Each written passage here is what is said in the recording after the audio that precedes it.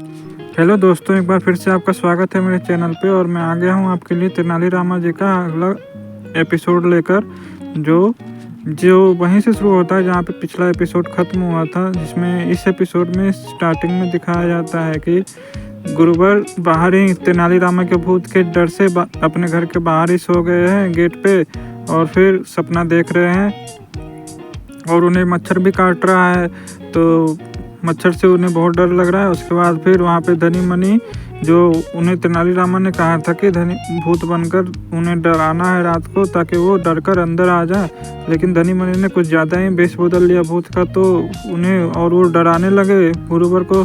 तो वो सब देखकर गुरुवर मूर्छित हो गए। तो गुरुवर वहीं गेट पे ही सो गए रात भर पूरा। उसके बाद फिर सुबह हुआ तो रात भर गुरुवर वहीं सोए हुए रह गए। तो वहाँ पे जैसे ही तेनालीराम, उसके बाद सुबह होने के बाद तो तेनाली रामा जी आए और फिर गुरुवर को उठाए। और फिर वो धनी मनी ने गुरुवर को उठाया ये सब बता करके कि आप 24 घंटा बीतने वाला है, आपको फिर यहाँ पे धक्के खाकर निष्कासित होना पड़ेगा यहाँ पे। और फिर गुरुवर वही सब चीज़ अपने सपने में देख रहे होते हैं, इमेजिन कर रहे होते हैं कि महाराज मेरे साथ क्या करेंगे और फिर विजयनगर से मुझे कैसे निष्कासित किया जाएगा। उसके बाद फिर गुरुवर का नींद खुल जाता है, मूर्छित से बाहर आ जाते हैं।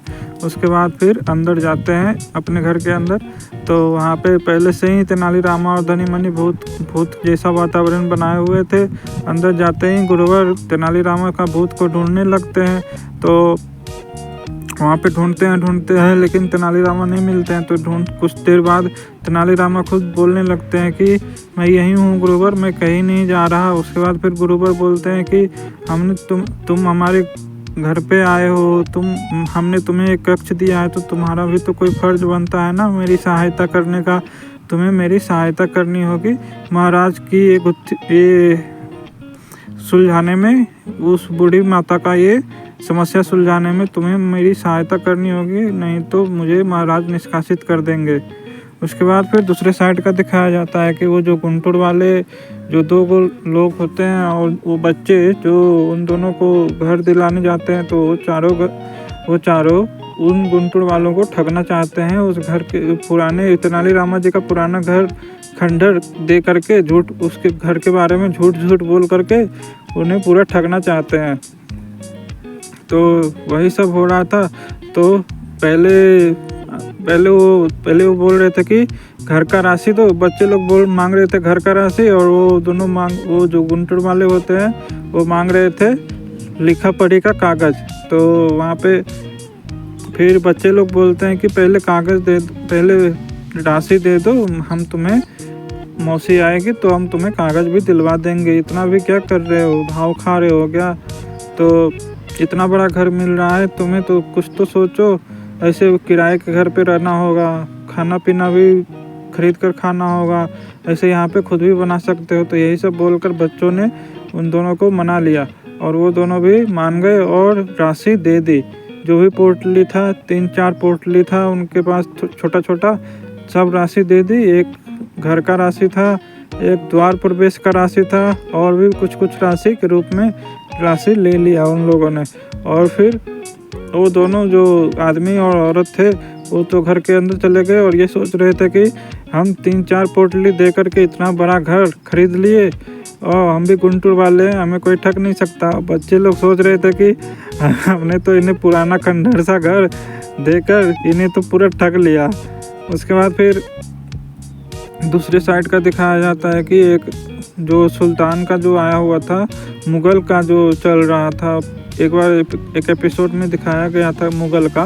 तो उसने यहाँ पे एक आदमी भेजा हुआ है गिरगिट राज के पास कि वहाँ गिरगिट राज ने कैसा प्रबंध किया है, विजयनगर पे आक्रमण करने का पूरा तैयारी हुआ है कि नहीं। तो वही गिरगिट राज दिखा रहा है कि यहाँ पे कैसा तैयारी चल रहा है।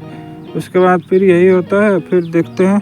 उसके बाद फिर वहाँ पे पंडित रामकृष्ण पूछने लगते हैं कि मतलब गुरुवर को बहुत डराते हैं वो तीनों मिलकर, पंडित रामकृष्ण और वो धनी मनी मिलकर गुरुवर को बहुत डराते हैं।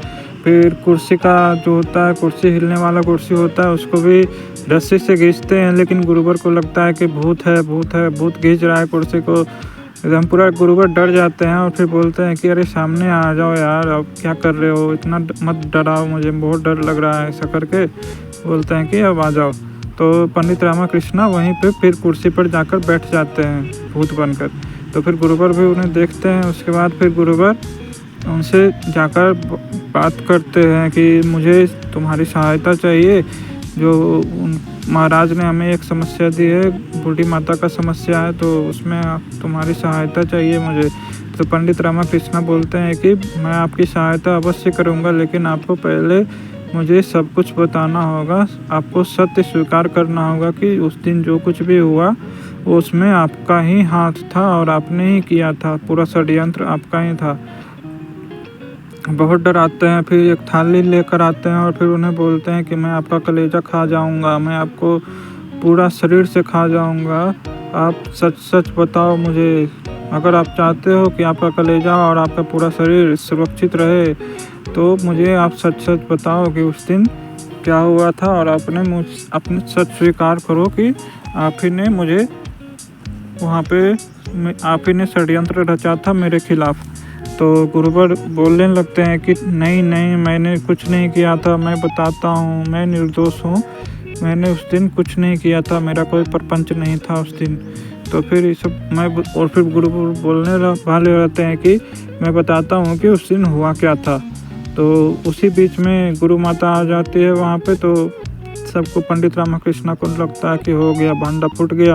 अभी गुरुवर बताने ही वाले थे, सब कुछ स्वीकार करने वाले थे कि अचानक से हो गया खेला ख़त्म। गुरु माता आ गई है तो अब सब कुछ सबको पता चल जाएगा, महाराज के साथ मैं कैसे अपना निर्दोष साबित कर पाऊँगा। तो उसके बाद फिर गुरु माता अपना ध्यान नहीं देती है। फिर गुरुवर पूछते हैं कि तुम्हें दिखाई दे रहा है पंडित रामाकृष्णा? तो गुरु माता बोलते हैं हाँ, आपको दिखाई दे रहे हैं तो मुझे क्यों नहीं दिखाई देंगे, क्योंकि हम दोनों अलग थोड़ी ना है, हम दोनों तो एक ही है।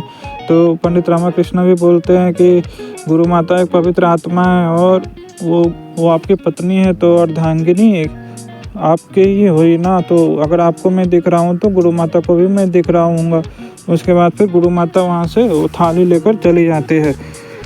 उसके बाद फिर गुरुवर बताने लगते हैं कि उस दिन हाँ, हमने तुम्हारे साथ बहुत सारे प्रपंच किए, दरबार में किए, तुम्हें नीचा दिखाने का बहुत कोशिश किया, तुम्हें हराने का बहुत कोशिश किया, तुम्हें विजयनगर से निष्कासित करने का कोशिश किया, लेकिन हम उसमें सफल नहीं रहे। और उस दिन जो कुछ भी हुआ उसमें मेरा कोई हाथ नहीं था, मैंने कोई षड्यंत्र नहीं किया था। मैं कितना बार बताऊं तुम्हें, उसमें मेरा कुछ हाथ नहीं था।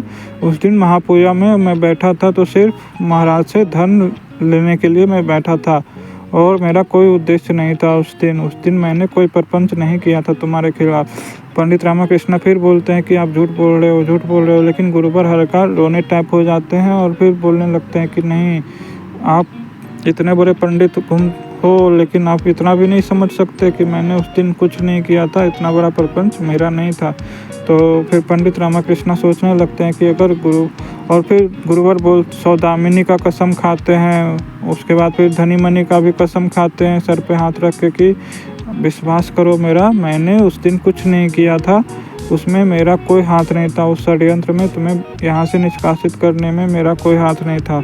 तो फिर पंडित रामाकृष्णा सोचने लगते हैं कि अगर गुरुवर की बातों में रत्ती भर भी सच्चाई है तो उस दिन जो हमने हाट में देखा था वो कौन था, ऐसा बहरूपिया कौन आ गया यहाँ पे। अगर वो जरा सा भी गुरुवर सच बोल रहे हैं तो मैं महाराज के सामने अपनी निर्दोषिता कैसे साबित करूँगा।